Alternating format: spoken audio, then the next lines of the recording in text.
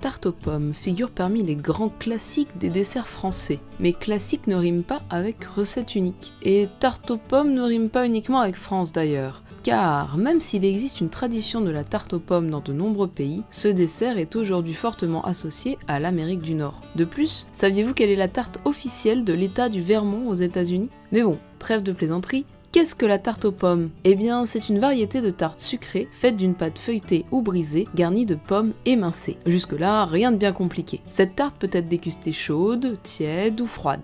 Cette tarte peut être faite avec toutes sortes de variétés de pommes pourvu qu'elles soient acidulées. Il en existe plein de variantes autour du monde. Aux États-Unis et au Canada, par exemple, la tarte aux pommes va se composer de 2 abesses de pâte brisée entière, c'est-à-dire que celle du dessus va recouvrir en entier le plat à tarte, bien qu'il existe une variante avec de la pâte dite tressée au-dessus. La garniture, elle, est faite de pommes enrobées de cassonade et de fécule de maïs qui, en cuisant, forment un sirop avec des morceaux de fruits. Aux Pays-Bas, la tarte aux pommes va ressembler à celle qu'on trouve en Amérique, sauf qu'elle est toujours recouverte de lanières de pâte disposées en treillis. Elle contient également de la cannelle et du jus de citron, et même parfois des raisins secs. En Suède, on retrouve une tarte aux pommes qui est comme une hybride entre la tarte et la croustade aux pommes. En effet, la garniture composée de pommes en quartier, de fécule de maïs et de cassonade va être déposée dans une pâte brisée avant d'être recouverte d'un mélange croustillant composé de flocons d'avoine et de chapelure de pain. En France, l'une des plus célèbres tartes aux pommes est probablement la tarte tatin, dans laquelle les pommes sont sautées dans le caramel avant d'être recouvertes d'une pâte brisée. La tarte est cuite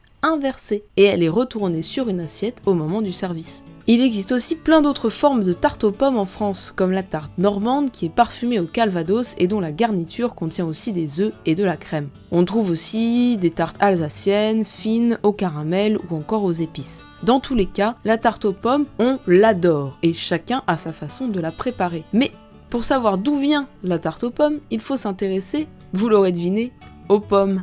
La pomme, c'est un fruit comestible, à pépins, d'un goût sucré et acidulé. D'un point de vue botanique, c'est un fruit dit complexe, car elle va dériver de la fleur entière et de son réceptacle, contrairement aux fruits simples qui dérivent uniquement de l'ovaire. La pomme que l'on consomme aujourd'hui est une descendante de l'espèce Malus sieversii, consommée par l'homme depuis le néolithique sur les plateaux d'Asie centrale, dans la région des montagnes du Tian Shan. D'ailleurs, la région d'Almaty au Kazakhstan en revendique l'origine. Il y a 3000 ans, en tout cas, elle était déjà consommée par les Chinois. Et elle est arrivée par la route des soies chez les peuples arabes, grecs et romains. Aujourd'hui, en France, c'est le plus consommé des fruits cultivés et le 3e dans le monde, après les agrumes et la banane.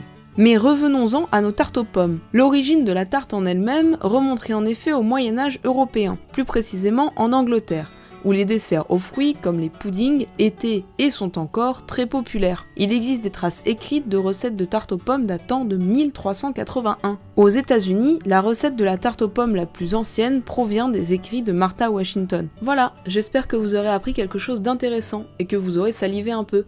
N'hésitez pas à vous abonner à ma chaîne et dites-moi en commentaire quel plat vous aimez, pour que j'essaie de retracer son histoire. Allez, on se voit au déjeuner!